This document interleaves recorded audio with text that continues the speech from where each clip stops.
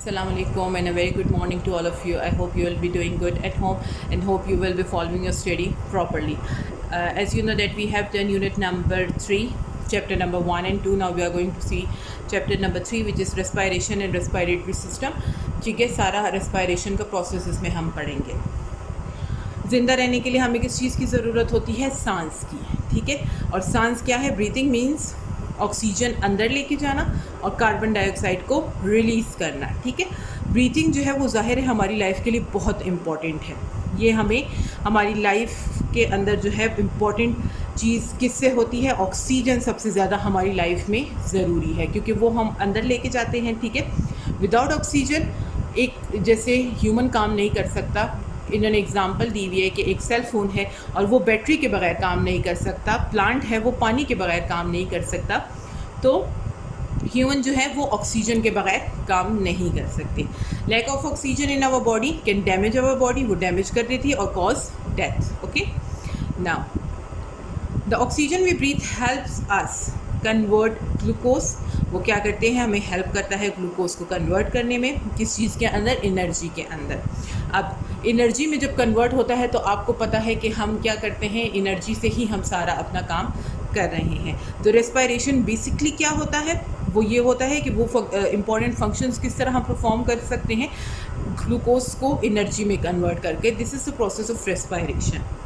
अच्छा, अब इसको हम वर्ड इक्वेशन में अगर राइट करेंगे तो वो कैसे प्रोसेस होगा? ऑक्सीजन प्लस ग्लूकोज, फिर क्या है? वाटर, कार्बन डाइऑक्साइड और एनर्जी. ये सब कुछ हमारी बॉडी को मिलता है. ठीक है, ऑल लिविंग थिंग्स जो है उन सब को ब्रीथिंग और रेस्पिरेशन दोनों प्रोसेस की ज़रूरत होती है क्योंकि ब्रीथिंग जो है वो इनहेलिंग ऑक्सीजन और एक्सेलिंग कार्बन डाइऑक्साइड होता है और जो रेस्पिरेशन है वो converting glucose into energy by using oxygen. Oxygen को यूज़ करना, ग्लूकोज को एनर्जी में कन्वर्ट करना ताकि वो हम पूरी बॉडी प्रॉपरली हमारी बॉडी उस पर वर्क कर सकें.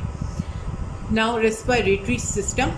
ठीक है, on page number 41 respiratory system क्या है वो सारा बता रहे हैं कि ये एक सिंपल मेथड नहीं है जैसे ब्रीथिंग इन और ब्रीथिंग आउट. इसमें क्या होता है? इसमें कुछ ऑर्गन्स अपना वर्क परफॉर्म करते हैं. ठीक है, ये क्या होता है कि एक्सपेंड और कॉन्ट्रैक्ट होता है. लंग्स जो हैं हमारे वो खुलते हैं और बंद होते हैं ताकि वो क्या कर सके? ऑक्सीजन की वजह से हमारी बॉडी को ऑक्सीजन प्रोवाइड कर सके और कार्बन डाइऑक्साइड वहाँ से रिलीज़ करवा सके.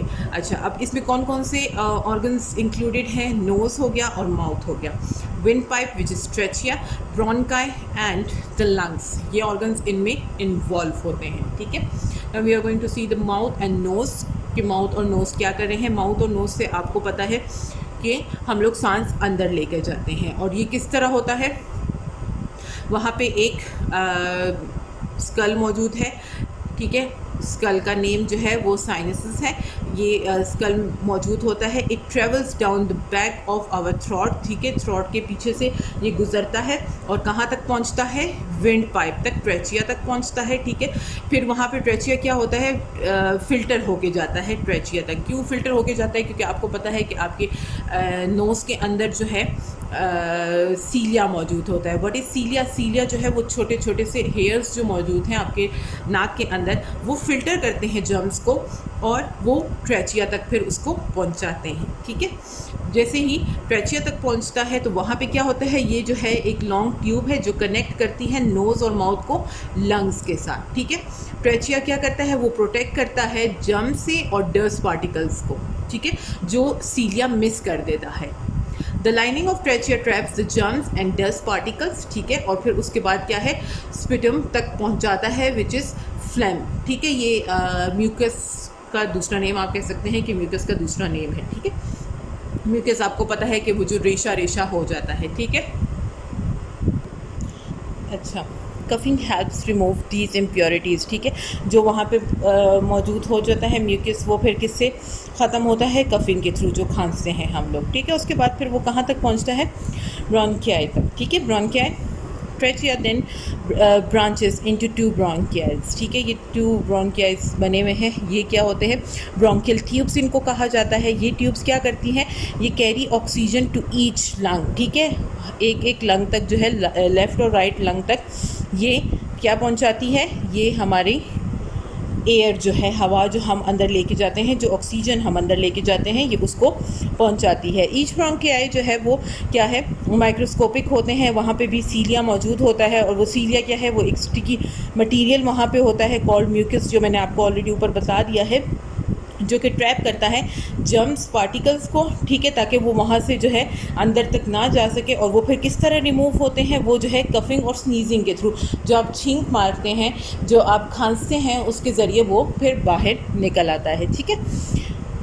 अवर राइट लंग, ठीक है, राइट और लेफ़्ट लंग्स का बता रहे हैं। राइट लंग के अंदर क्या है, 3 लोब्स मौजूद हैं हमारे पास, और लेफ़्ट लंग में क्या है, 2 लोब्स मौजूद हैं, ठीक है। द लेफ़्ट लंग जो है वो लिटिल स्मॉलर होता है राइट लंग से, क्योंकि वो स्पेस हार्ट की वजह से जो है ना, उसने कम स्पेस ली होती है, ठीक है। इनसाइड ईच लंग, हर एक लंग के अंदर जो है ब्रोंकियस मौजूद होता है, जो कि डिवाइड होता है थिनर ब्रांचेस के अंदर, लाइक ट्री। ये इसकी पिक्चर बनी हुई है, ठीक है। दी स्मॉलर एयर पैसेजेस, ठीक है, ये ट्यूब्स जो हैं ये ब्रोंक्यूल्स कहलाते हैं। ये जो छोटे छोटे से ट्री लाइक बने होते हैं, ये ब्रोंक्यूल्स कहलाते हैं।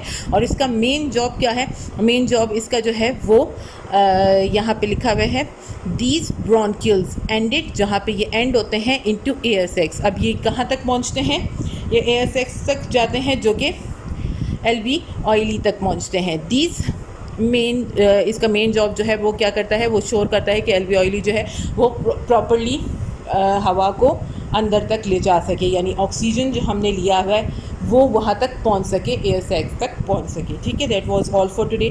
Thank you so much. अल्लाह हाफिज़ एंड टेक केयर।